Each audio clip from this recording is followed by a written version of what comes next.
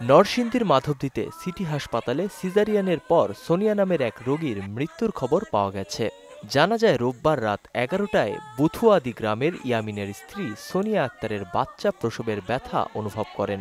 দ্রুত নিয়ে যাওয়া হয় মাধবদী সিটি হাসপাতালে। পরে সিজারের মাধ্যমে ছেলে বাচ্চা জন্ম দেওয়ার পর মা অসুস্থ হয়ে পড়েন। রোগীর স্বজনরা বিষয়টি হাসপাতাল কর্তৃপক্ষকে জানালে তারা কোনো গুরুত্ব দেয় না।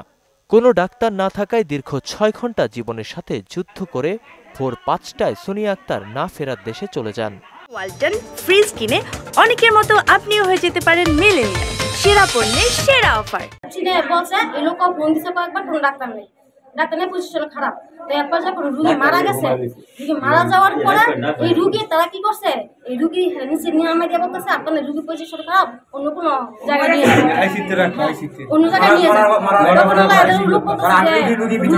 রুগী মারা গেছে, এখন আমি আপনার মারা রুগী নিয়ে কেন যাইব?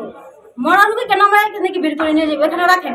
এই কথা লাইটটা বয়স শেষ করছে, মারা দেওয়ার পরে দিয়ে মাঝে আমারে ওই যায় এই সামতার এই যায় বাগর দেয় রুগী।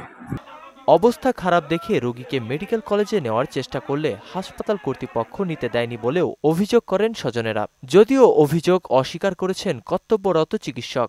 শ্বাসকষ্ট আর রক্ত কম। এখন আমি তারে বলছি যে তোমার এই রোগী, আমি যদি এখানে সিজার করি রোগীও মারা যাবে, বাচ্চা মারা যাবে, বাচ্চার হার্ট বিটও কম, দুইজনেই মারা যেতে পারে। তো তুমি এখানে করি না, স্যার আমার রোগীর কোনো টাকা পয়সা নাই, ঢাকা যাওয়ার কোনো সামর্থ্য নাই, আল্লাহ ভরসা আপনি করেন।